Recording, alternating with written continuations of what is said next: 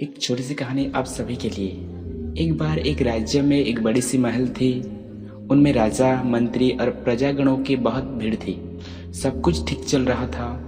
तब एक बूढ़ी औरत ने उस महल के दरबार पर आई और बोली कि मैं बहुत दिनों से कुछ खाई नहीं हूँ, कुछ खाने के लिए दे दो मुझे, भगवान आपका भला करेगा।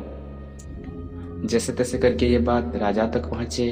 तब राजा ने अपने एक कर्मचारी को बुलाई और कहा कि तुम जाओ और जाके उस बूढ़ी औरत से कहो कि अपने राजा साहब अब किसी बात को लेके बहुत गुस्से में है और वो अब आपकी कोई मदद नहीं कर सकते। अब जाओ और जाके उस झोपड़ी वालों से कहो, शायद वो लोग ही आपका कुछ मदद कर देंगे।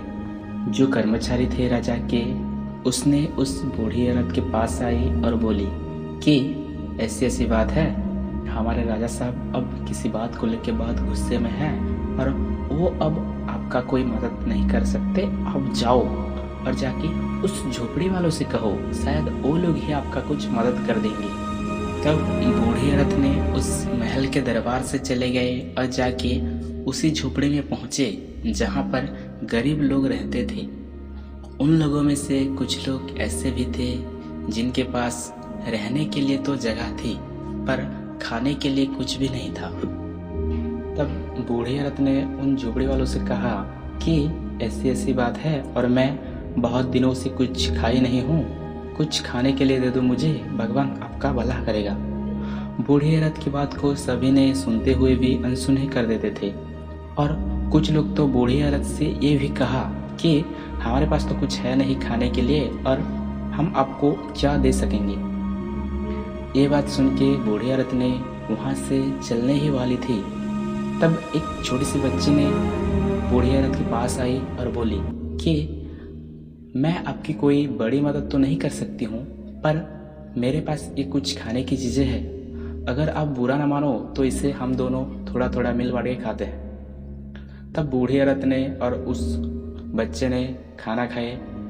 बूढ़ी औरत ने खाना खाने के बाद उस बच्चे को धन्यवाद दिए और वहाँ से चले गए। ये सब कुछ राजा और मंत्री ने देख रहे थे।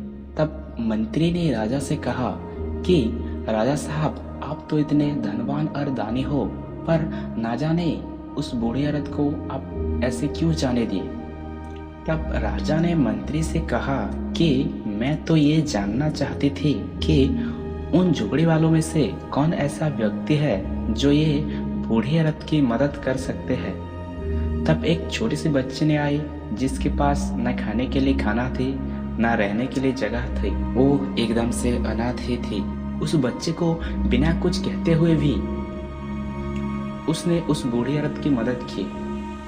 किसी ने खूब कहा है कि अपने शरीर को नहीं, अपने मन को साफ रखना चाहिए। हाल ही में राजा ने उस बच्चे को अपने महल में बुलाई और उसके खाने पीने से लेके उसके रहने का भी बंदोबस्त किया और आखिर में उस बच्चे को उस राज्य का राजा भी बना दिया गया।